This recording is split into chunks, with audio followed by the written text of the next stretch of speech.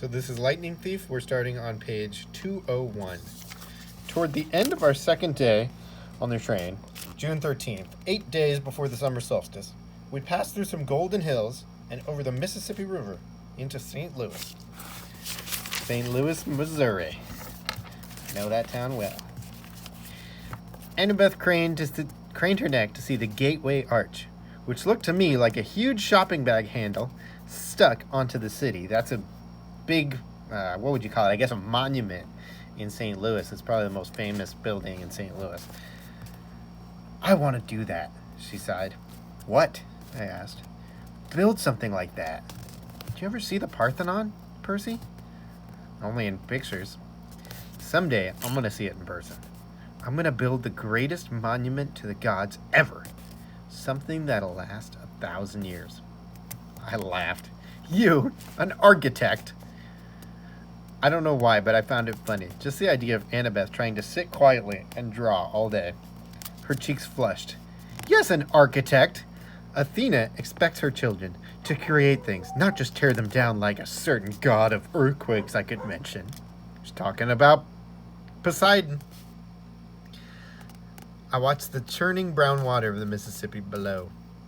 Sorry, Annabeth said. That was mean. Can't we work together a little? I pleaded. I mean, didn't Athena and Poseidon ever cooperate? Annabeth had to think about it. I guess the chariot, she said tentatively. My mom invented it, but Poseidon created horses out of the crests of waves, so they had to work together to make it complete. Then we can cooperate too, right? We rode into the city, Annabeth watching as the arch disappeared behind a hotel. Top of page 203. I suppose, she said at last.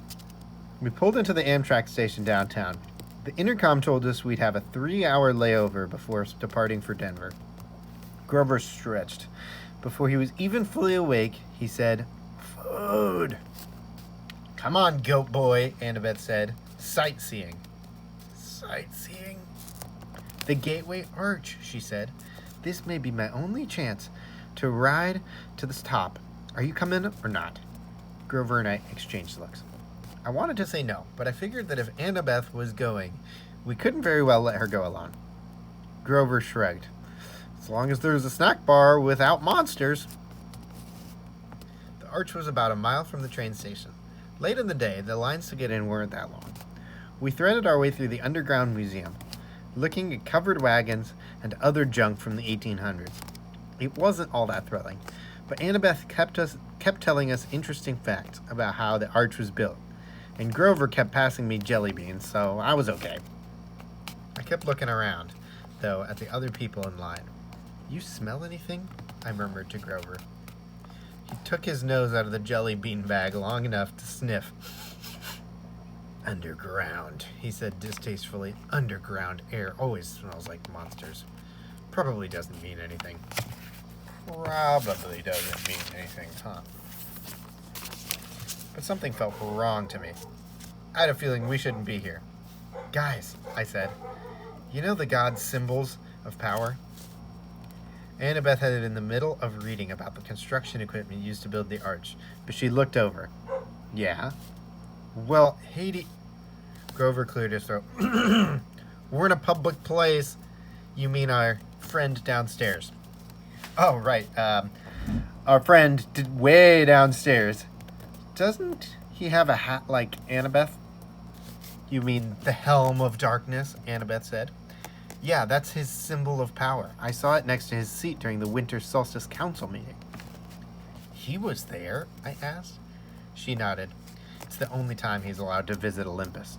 The darkest day of the year, but his helm is a lot more powerful than my invisibility hat, if what I've heard is true. It allows him to become darkness, Grover confirmed. He can melt into shadow or pass through walls. He can't be touched or seen or heard, and he can radiate fear so intense it can drive you insane or stop your heart. Why do you think all rational creatures fear the dark?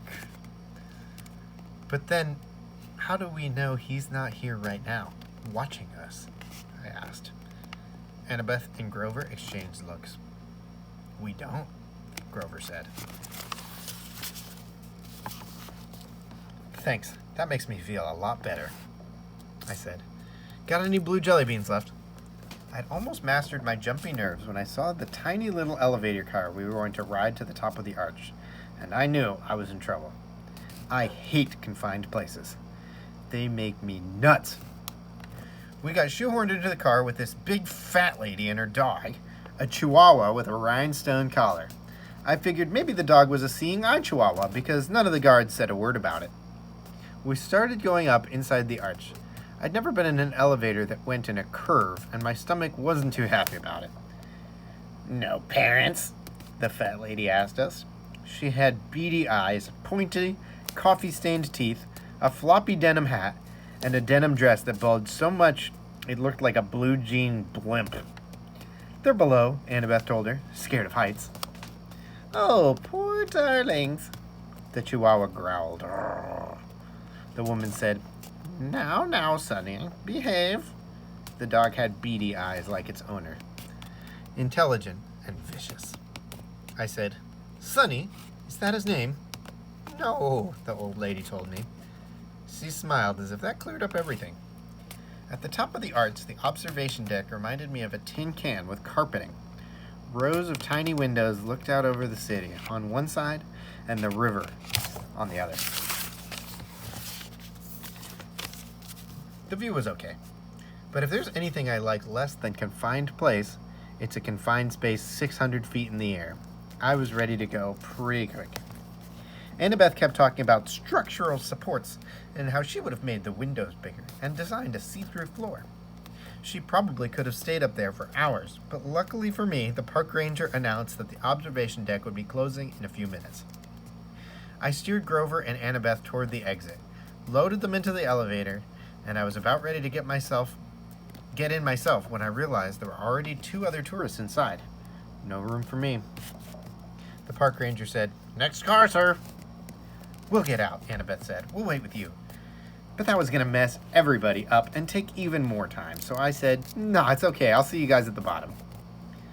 Grover and Annabeth both looked nervous, but they let the elevator door slide shut. Their car disappeared down the ramp. Now the only people left on the observation deck were me, a little boy with his parents, the park ranger, and the fat lady with her chihuahua. I smiled uneasily at the fat lady.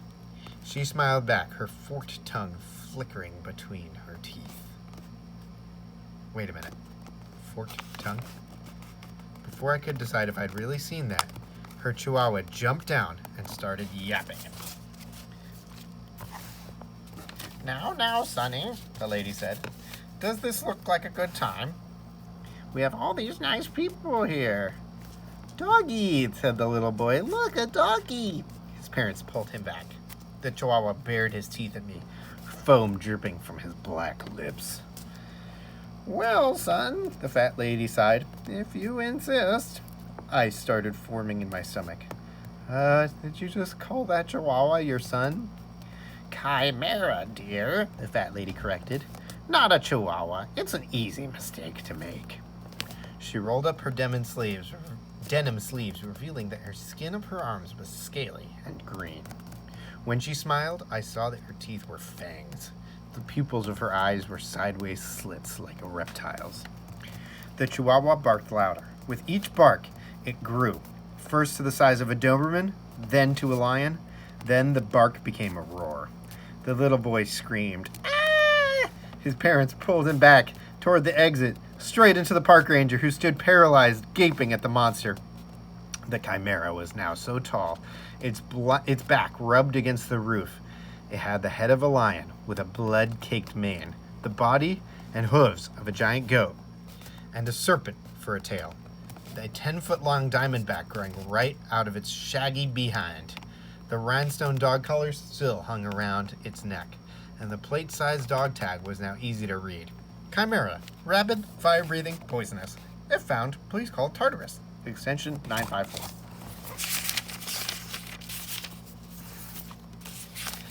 I realized I hadn't even uncapped my swords. My hands were numb. I was 10 feet away from the Chimera's bloody maw, and I knew as soon as I moved, the creature would lunge. The snake lady made a hissing voice that might have been laughter.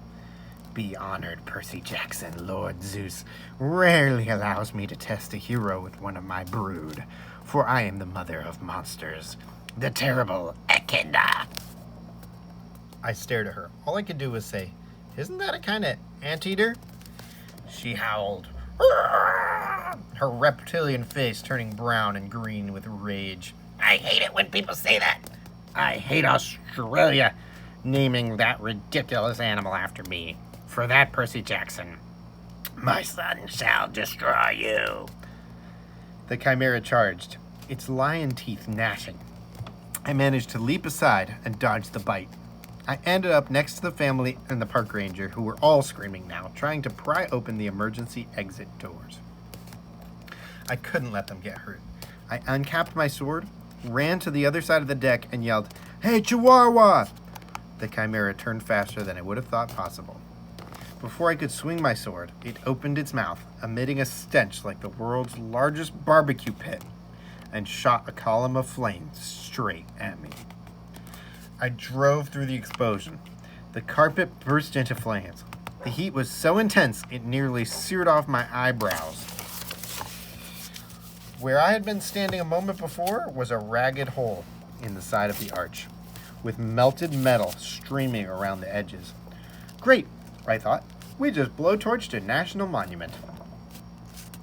Riptide was now shining bronze blade in my hand, and as the Chimera turned, I slashed its neck. That was my fatal mistake. The blade sparked harmlessly off the dog's collar. I tried to regain my balance, but I was so worried about defending myself against the fiery lion's mouth, I forgot about its serpent tail, until it whipped around and sank its fangs into my calf. My whole leg was on fire. I tried to jab Riptide into the Chimera's mouth, but the serpent tail wrapped around my ankles and pulled me off balance, and my blade flew out of my hand, spinning out of the hole in the arch and down toward the Mississippi River. I managed to get to my feet, but I knew I had lost. I was weaponless. I could feel deadly poison racing up to my chest. I remembered the Chiron saying that Anaklusmos would always return to me, but that there was no pen in my pocket. Maybe it had fallen too far away. Maybe it only returned when it was in pen form. I didn't know, and I wasn't going to live long enough to figure it out. I backed into the hole in the wall. The Chimera advanced, growling, smoke curling from its lips. The snake lady, Echidna, cackled. They don't make heroes like they used to, huh, son? The monster growled. It seemed in no hurry to finish me off. Now that I was beaten. I glanced at the park ranger and the family. The little boy was hiding between his father's legs. I had to protect these people. I couldn't just die. I tried to think, but my whole body was on fire. My head felt dizzy. I had no sword. I was facing a massive, fire-breathing monster and its mother, and I was scared. There was no place else to go. I stepped to the edge of the hole. Far, far below the river glittered. If I died, would the monsters go away? Would they leave the humans alone? If you are the son of Poseidon, Echidna hissed, you would not fear water, Percy. Jump, Percy Jackson. Show me that the water will not harm you. Jump and retrieve your sword. Prove your bloodline. Yeah, right, I thought.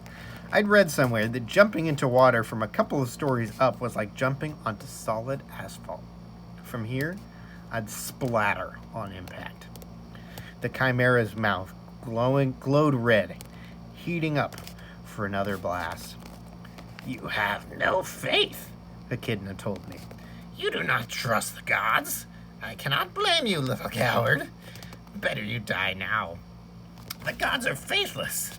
The poison is in your heart. She was right. I was dying. I could feel my breath slowing down. Nobody could save me, not even the gods. I backed up and looked down at the water. I remembered the warm glow of my father's smile when I was a baby. He must have seen me. He must have visited me when I was in my cradle. I remembered the swirling green trident that had appeared above my head the night of Capture the Flag, when Poseidon had claimed me as his son. But this wasn't the sea, it was the Mississippi. Dead center of the USA. There was no sea god here. Die, fatherless one! Echidna rasped, and the chimera sent a column of flame toward my face. Father, help me, I prayed. I turned and jumped. My clothes on fire, poison coursing through my veins, I plummeted toward the river.